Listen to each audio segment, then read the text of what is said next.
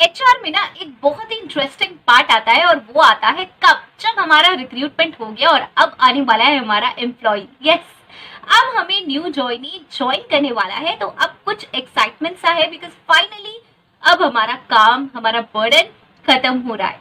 लेकिन उसको वेलकम करना तो बनता है ना, और इस वेलकम से ही बनता है हमारा एक बहुत ही अच्छा सा प्रोफाइल, और ये है on boarding specialist. Yes, on boarding executive, on boarding specialist या ऑन बोर्डिंग में कोई भी प्रोफाइल, राइट। सो ये एक एचआर का बहुत ही ब्यूटीफुल पार्ट मैं कहूंगी, बिकॉज इसके लिए ना बहुत सारी अच्छी अच्छी चीजें, और ये बहुत ही प्लेजेंट सा प्रोफाइल है जिसमें हमें कुछ डिफरेंट टाइप की लेबर करनी पड़ती है, कुछ डिफरेंट टाइप का मेहनत करना पड़ता है, कुछ डिफरेंट टाइप का वर्क करना पड़ता है, लेकिन इसको करने के बाद बहुत ज्यादा सेल्फ सेटिस्फेक्शन मिलता है। यस, पर्सनल मेरा एक्सपीरियंस है, बिकॉज मुझे ऑन बोर्डिंग पार्ट सबसे बेस्ट लगता है। लेकिन ये तो मेरी अपनी बात हो गई, आपको ऑन बोर्डिंग पार्ट कैसा लगता है ये मुझे कमेंट बॉक्स में जरूर बताएं। लेकिन आज हम देखेंगे कुछ ऐसी स्किल्स, यस, कुछ 6 स्किल्स जो हमें हेल्प करेंगे ऑन बोर्डिंग स्पेशलिस्ट बनने में। So hello everyone, this is Sugandha and you watching ready to get update and welcome back to my channel. और आज हम डिस्कस करने वाले हैं ऑन बोर्डिंग स्पेशलिस्ट या ऑन बोर्डिंग के प्रोफाइल में अगर हमें जाना है तो ऐसी कौन सी 6 स्किल्स है जो हम अपने अंदर डेवलप कर लें, जिससे कि हम बहुत अच्छे ऑन बोर्डिंग स्पेशलिस्ट बन सकें। मतलब अब ये कोई भी प्रोफाइल हो सकता है, ऑन बोर्डिंग एग्जेक्टिव, स्पेशलिस्ट या कुछ भी, राइट। अब ये कंपनी पर डिपेंड करेगा, लेकिन स्पेशली वर्क आपका ऑन बोर्डिंग का होगा, और इसकी बहुत सारी स्पेशल वैकेंसीज निकल रही है, specially mid size and large size companies में इसको बहुत ही अलग ट्रीट किया जा रहा है। और क्योंकि इसको अलग करा जा रहा है हमारे एचआर के और अदर एक्टिविटीज से, जिससे कि जब इतने सारे एम्प्लॉयज एंटर होंगे ऑर्गेनाइजेशन में तो उनका हर एक एम्प्लॉय को देखने वाला एक डिफरेंट पर्सन हो, right. I hope so on boarding आपको पता है, हम कई बार डिस्कस कर चुके हैं, और सेशंस बहुत सारे ऑन बोर्डिंग पे मैंने बनाए हुए हैं। हमने देखा था एचआर जर्नलिस्ट की प्लेलिस्ट में आपको मिल जाएगा, ऑन बोर्डिंग का सेशन नहीं मिलता है तो मुझे कमेंट बॉक्स में बताएं, राइट। फिर ऑन बोर्डिंग प्रोग्राम कैसे बनता है, इस पर भी एक सेशन है, उसको भी देख ले। वो मैंने दिया हुआ है स्लाइड्स की फॉर्म में कि ऑन बोर्डिंग प्रोग्राम कैसे बना सकते हैं। 3 स्टेजेस में बनता है, वो बहुत ही simple. First is pre boarding day and second फिर क्या आता है हमारा सेकंड ऑन बोर्डिंग डे और थर्ड ट्रेनिंग प्रोग्राम, राइट। इन तीनों को मिला दो तो हमारा ऑन बोर्डिंग प्रोग्राम बन जाएगा। और आज अब हम समझ लेंगे कि इन सबको काम करने के लिए कौन सी स्किल्स चाहिए होती है अपार्ट फ्रॉम एचआर। मतलब एचआर में जो और स्किल्स, जो बेसिक स्किल्स हैं वो तो चाहिए ही, और कौन कौन सी स्किल्स चाहिए उन पे आज हम बात करेंगे। लेकिन उससे पहले भी एक चीज तो बनती है कि चैनल पे पहली बार आए हैं तो सब्सक्राइब कर दीजिए, और वो जो क्यूट से बेल आइकन है उसको हिट कर दीजिए, बिकॉज ऐसे सेशंस जो आप मुझसे रिक्वेस्ट करते हैं कमेंट सेक्शन में, यस, या फिर किसी भी सोशल मीडिया प्लेटफॉर्म पे, वो मिलेंगे आपको कहाँ पे, वो मिलेंगे आपको नोटिफिकेशन फीड में जब भी वो अपलोड होंगे। मेरे पास बहुत सारी रिक्वेस्ट आई है कि ऑन बोर्डिंग स्पेशलिस्ट बनना चाहते हैं मैम, तो क्या क्या स्किल्स हैं, कौन कौन से क्वेश्चंस हैं, क्या क्या प्रोसेसेस है, तो हम सबके बारे में बात करेंगे। आज का जो ये सेशन है वो स्किल्स पे है, इसके बाद आएगा इंटरव्यू क्वेश्चंस का सेशन, राइट। और इसी के साथ स्टार्ट करने से पहले एक काम और कर दीजिए, दूसरा चैनल आ गया मेरा रेडी फॉर एसएस इंग्लिश, यही सारे सेशंस आपको मिलेंगे इंग्लिश लैंग्वेज में, राइट।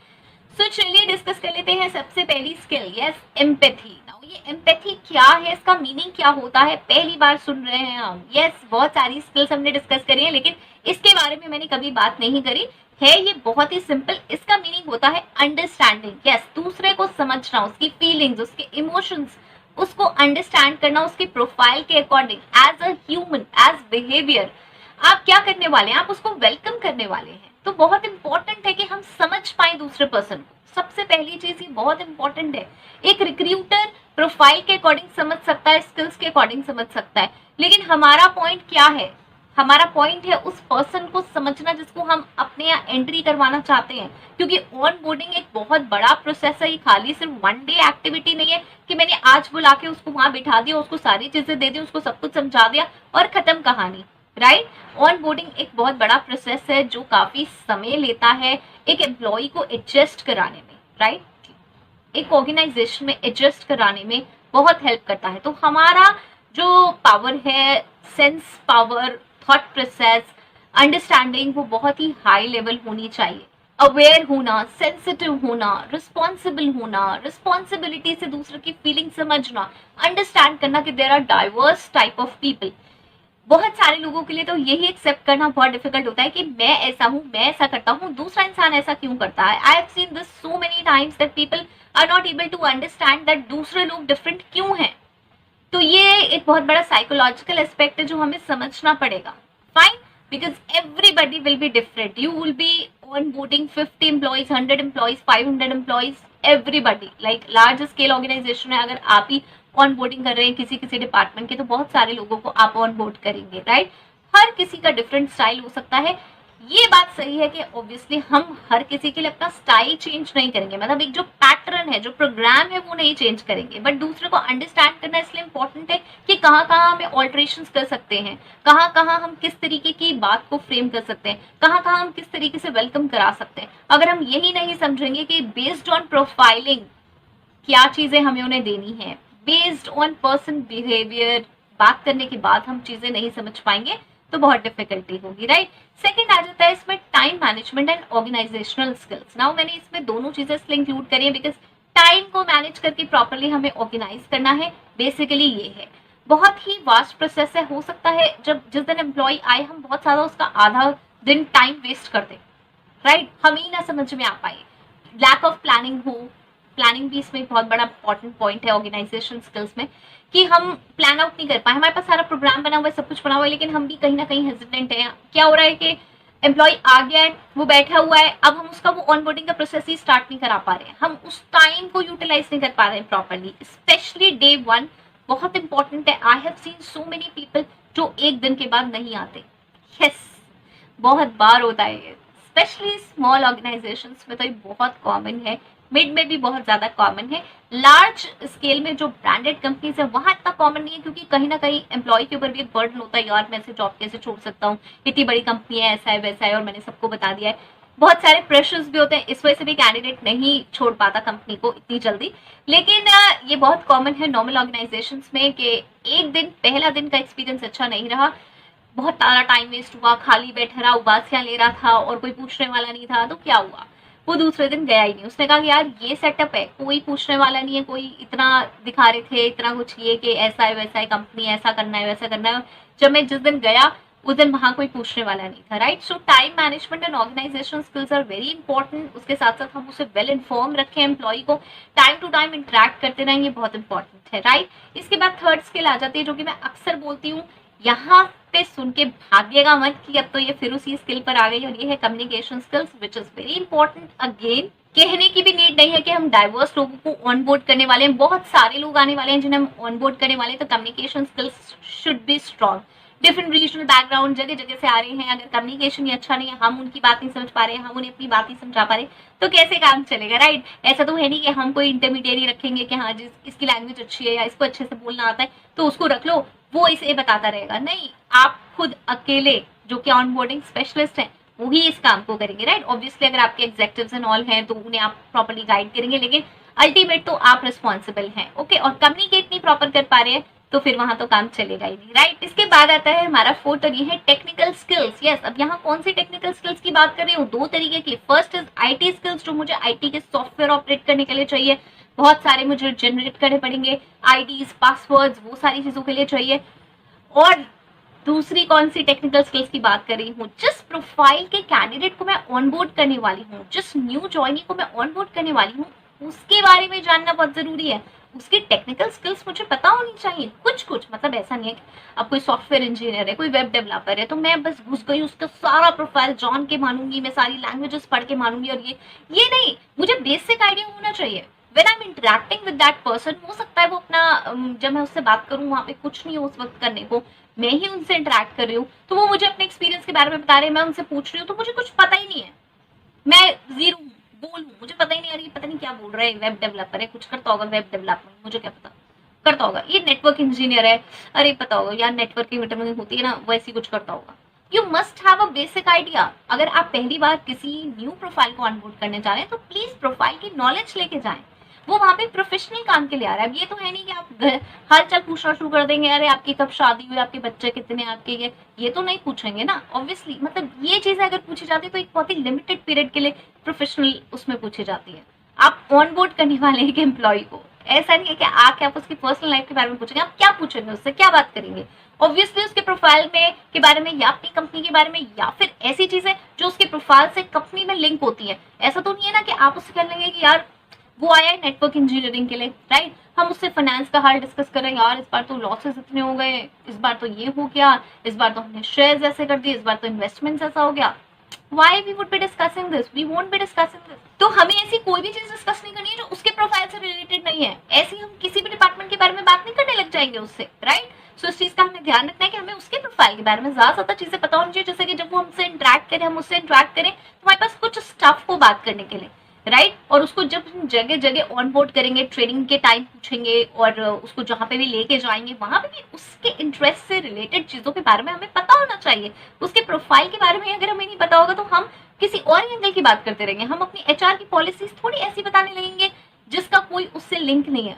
पॉलिसीज जो है वो एज एन एम्प्लॉय बतानी जरूरी है, लेकिन ऐसी चीजें नहीं जो हम इंटरनली डिपार्टमेंट में कुछ डिस्कस कर रहे हैं, कुछ होने वाली है, वो थोड़ी डिस्कस करेंगे। हम उससे रिलेटेड चीजें डिस्कस करेंगे। उसके लिए हमें उसके बारे में, प्रोफाइल के बारे में पता होना जरूरी है।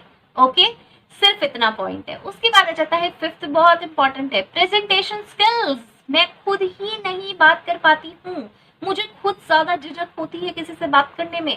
कोई नया पर्सन आया, अरे यार बस मुझे तो समझ नहीं आ रहा मैं इससे कैसे बात करूं, नहीं है, कॉन्फिडेंस नहीं है, लैक करती हूँ मैं कॉन्फिडेंस में। यस, अब कॉन्फिडेंस कैसे आएगा? अगेन वही प्रैक्टिस से, लर्न आउट करके, ज्यादा ज्यादा इंटरेक्ट करके, इन्हीं चीजों से आता है।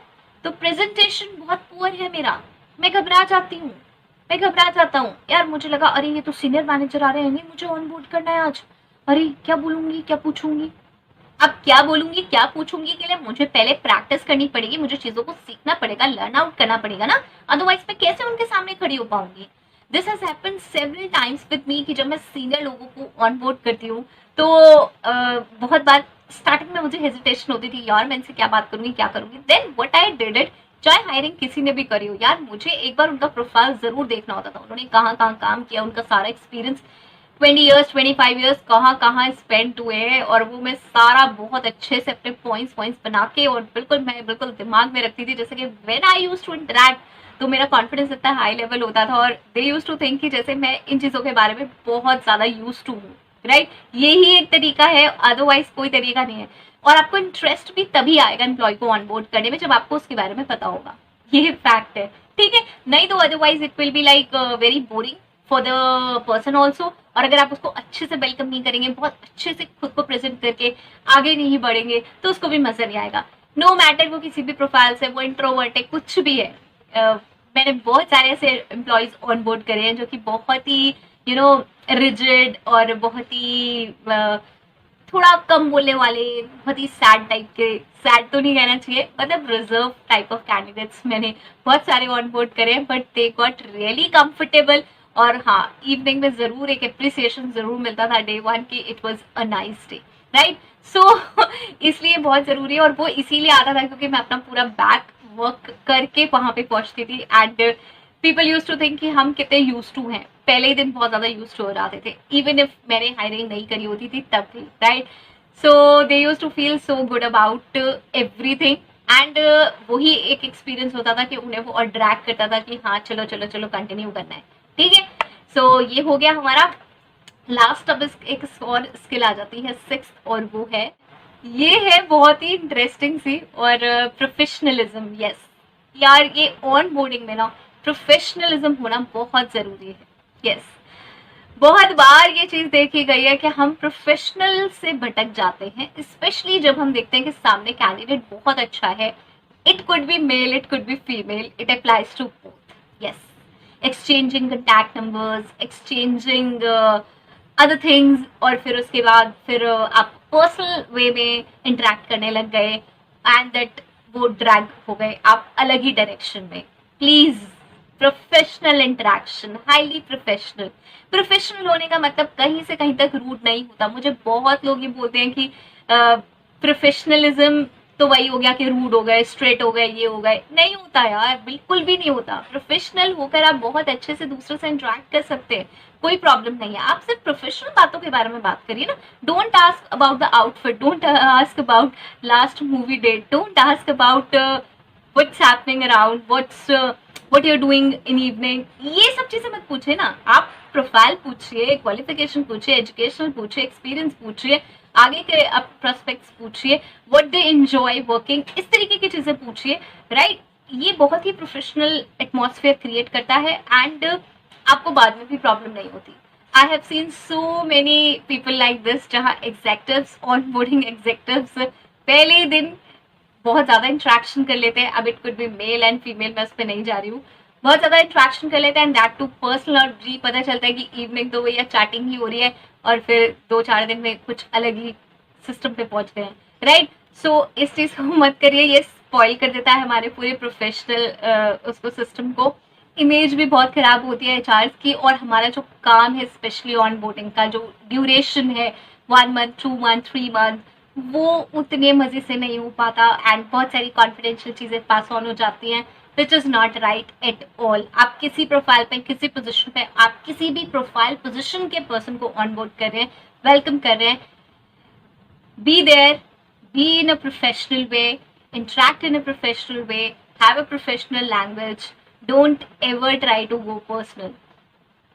पर्सनल जाना है तो पर्सनल वाले वे में अलग तरीके से जाएं, don't go it through a professional way.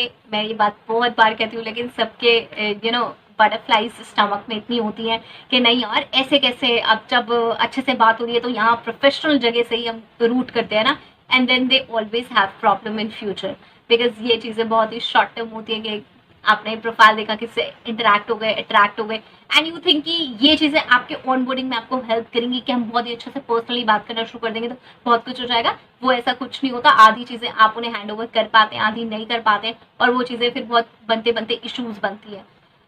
इसलिए मैं कह रही हूँ, ऐसी बहुत सारे केसेस आए हैं जो बहुत ज़्यादा प्रॉब्लम करते हैं फिर बाद में। तो it's better to be professional. इस पे मैंने इसलिए इतना फोकस किया क्योंकि ये एक चीज़ है जिसपे से कोई भी फिसलता है। यही एक चीज़ होती है जहाँ से बहुत जल्दी आसानी से फिसल जाते हैं लोग और गड़बड़ हो जाती है सारी चीज़ें, right. So you have to be professional and no personal things. चलिए, I hope so it was beneficial. इसमें कुछ और पूछना चाहते हैं तो मुझे जरूर बताएं, कोई सेशंस देखना चाहते हैं तो भी बताएं। बहुत सारे सेशंस पाइपलाइन में हैं, आज भी मैं बहुत सारे सेशंस लगातार शूट करने वाली हूँ, तो लेट्स सी कितने कर पाती हूँ। फाइन, नेक्स्ट वीडियो तक के लिए all the very best, all the very best. Stay happy, stay safe. Thanks for watching, bye bye.